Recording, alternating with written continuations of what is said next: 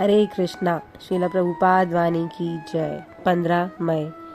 यदि आपको 1000 रुपये मिलते हैं तो उसमें 10 रुपये अपने आप आ जाते हैं।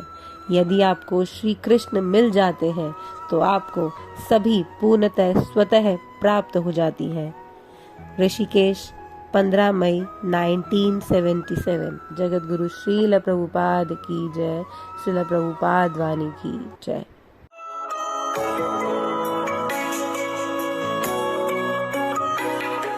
दो रास्ता बताते हैं, एक रास्ता मुक्ति और एक रास्ता तम। तो दो रास्ता के लिए दो काम है। जो महत्सेवा है वो ज्योतिर्मय जाने के लिए है, और तमोद्वारम और जो तमोद्वार है रास्ता वो क्या है? जोषितांग संगी संगम। जोषित का अर्थ होता है प्रकृति, स्त्री, विषय, जो कि भोग करने की चीज है। जो भोग भौतिक जगत में सब कोई अच्छी तरह से भोग करने को चाहते हैं, तो उसका नाम है तमोद्वार। जूषितांग संग संग। शरीर रखने के लिए जरूर आहार, निद्रा, भय, मैथुन, चार चीज का थोड़ा बहुत जरूरत है, परंतु आध्यात्मिक उन्नति के लिए ये सब आस्ते आस्ते आस्ते आस्ते आस्ते सब परित्याग करना चाहिए। जैसे गोस्वामी लोग किया था वृंदावन में, निद्राहार विहार काजी विदितो। रूप गोस्वामी, सनातन गोस्वामी मिनिस्टर थे नवाब हुसैन शाह का बहुत भोग में, तो वो सब छोड़ दिया। तत्तातूर्णम अशेष मंडलपति शनि सदा तुच्छ। ये गोस्वामी लोग मिनिस्टर थे और उनका उठना बैठना बड़े बड़े सेठ से, बड़े बड़े जमींदार से, बड़े बड़े मार्चेंट से, मिनिस्टर से उठता बैठता कौन है? बड़े बड़े। तो कहते हैं तत्तातूर्णम अशेष मंडलपति शनि। बड़े बड़े आदमी को कहते हैं मंडलपति, जो बहुत आदमी को कंट्रोल करता है, एक मंडल, मंडलपति। तो इसको सब छोड़ दिया। तत्तातूर्णम अशेष मंडलपति से नहीं, कैसे छोड़ दिया? सदा तुच्छ। क्या है इसमें, क्या छोड़ दिया। गोस्वामी, सनातन गोस्वामी नवाब हुसैन का दो बड़े बड़े मिनिस्टर थे, उसका नाम भी बदल दिया था, साकर मल्ली और दमीर खास। मुसलमानी हो गया था। पहले जो मुसलमान से उठता बैठता था उसको समाज से निकाल दिया जाता था। लेकिन रूप गोस्वामी ये सारस्वत ब्राह्मण अभी समाज से उनको निकाल दिया था, कोई मिलता नहीं। इस अवस्था में वो थे और चैतन्य महाप्रभु उनको उद्धार किया और उसको गोस्वामी बनाया। हाँ, गंभीर खास सागर मल्ली और चैतन्य महाप्रभु की कृपा से वो सनातन गोस्वामी, जो कि गौड़ीय वैष्णव संप्रदाय का जो मूल लीडर आचार्य, वंदे रूप सनातन जुगौ श्री जीव गोपाल। रूप सनातन और उनका असिस्टेंट श्रीजीव गोस्वामी, गोपाल भट्ट गोस्वामी, रघुनाथ दास गोस्वामी, रघुनाथ भट्ट गोस्वामी, ये 6 गोस्वामी सब वृंदावन का आविष्कार किया। तो छोड़ दिया। तमोद्वारम जोषितांग संग संग। ये सब एसोसिएट जो है, संग है, ये उचित नहीं है, इसको छोड़ दो, भोगी संप्रदाय दो। और कोपी न कंथा से तत्तातूर्णम शेष मंडलपति शनि सदा तुच्छ। फिर क्या बना? ये तो छोड़ दिया, छोड़ के कुछ पकड़ना तो है, हवा तो नहीं हो जाना। एक छोड़ दिया मैं हवा ही हो गया, नहीं। छोड़ना माने कोई बुरा चीज है उसको छोड़ दो और अच्छा चीज को पकड़ो, तब छोड़ने का मतलब निकलता है। सभी छोड़ दिया, शून्य हो गया, शून्यवादी, इसमें कुछ लाभ नहीं है।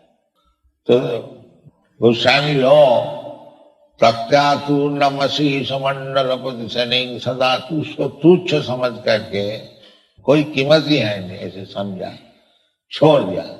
फिर दिया क्या, ये भी तो प्रश्न होगा। तो कहते हैं तत्वातूर्णमसी समंडलपति शनि, सदा तुच्छ भूत्या दीन गणेश को करुणया कोपीन कंथा सुतो।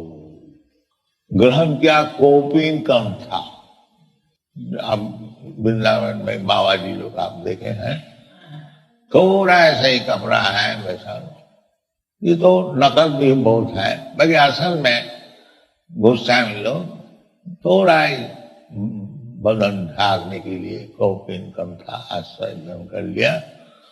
किस लिए ना, चैतन्य महाप्रभु को मिशन को चलाने के लिए कौपिन कंथा सिद्ध किया।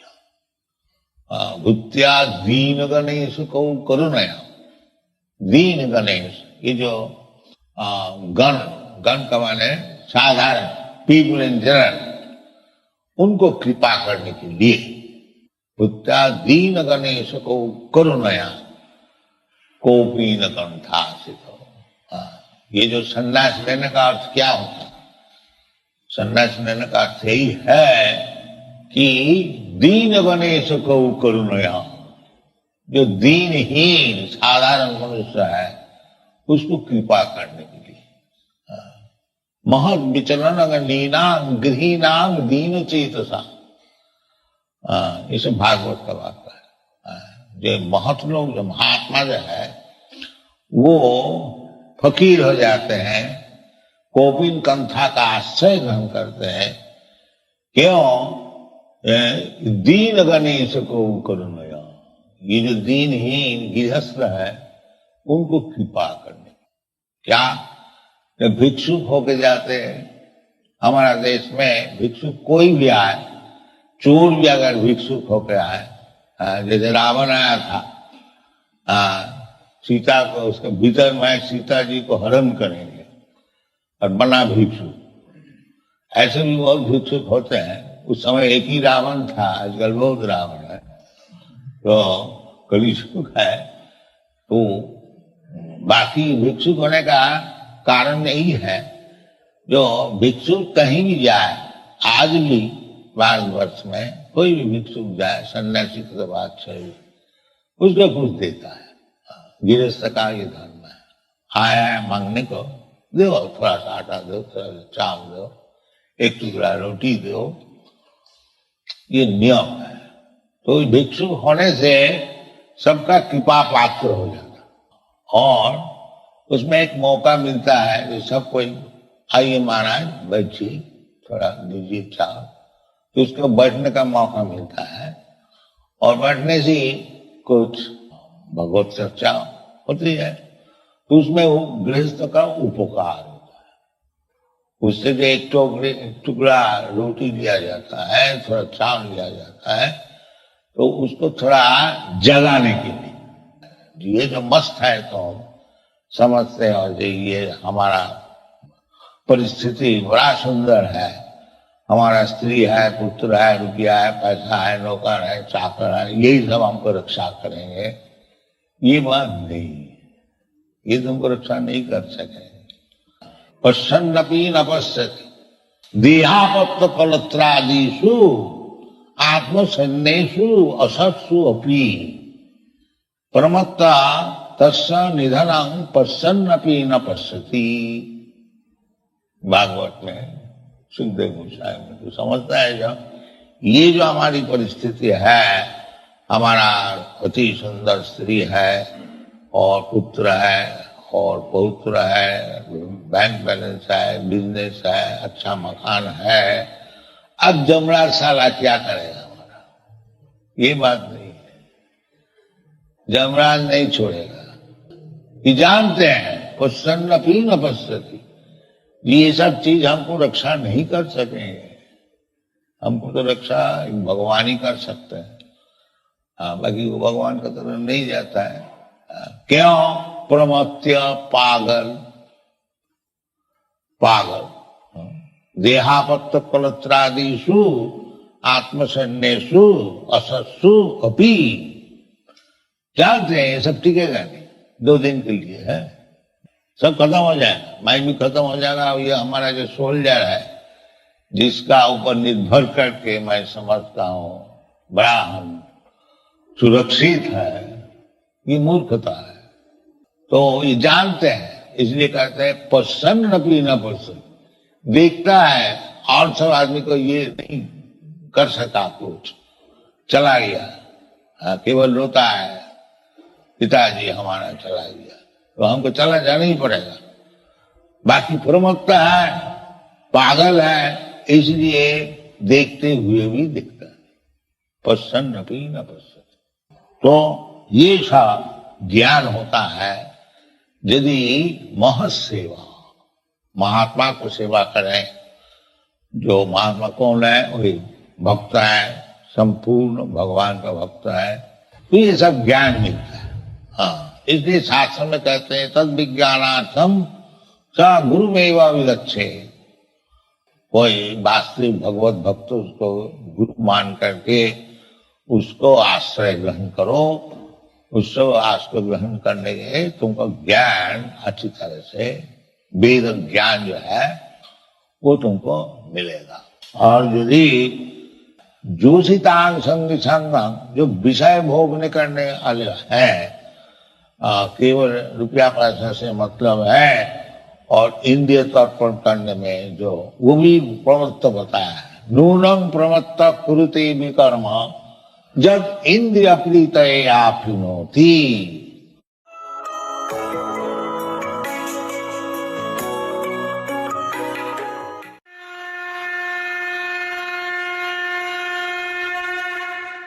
हरे कृष्ण।